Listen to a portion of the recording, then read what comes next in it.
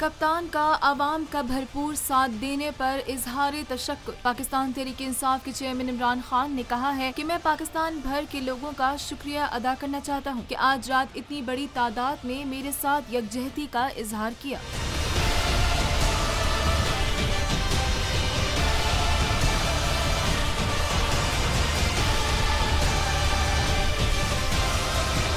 समाजी राब्ते की वेबसाइट पर साबिक वजीर आज़म इमरान खान का कहना था कि हमारी जिद्दोजहद की हिमायत के लिए आवाम घरों से बाहर निकल आए। हकीकी आज़ादी के लिए हमारी तहरीक एक ना रुकने वाली रफ्तार हासिल कर रही है और जब तक हम पुरअज़म और बेखौफ रहेंगे इंशाअल्लाह हम कामयाब होंगे।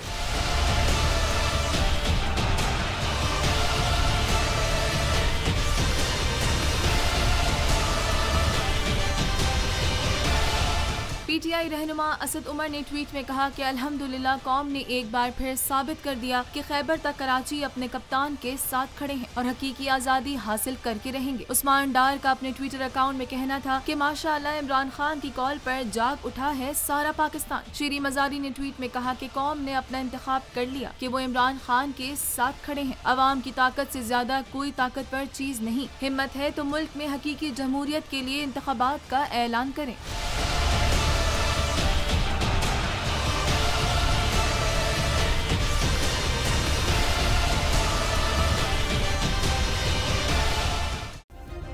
सब्सक्राइब करें और बेल दबाएं ताकि कोई खबर रह न जाए।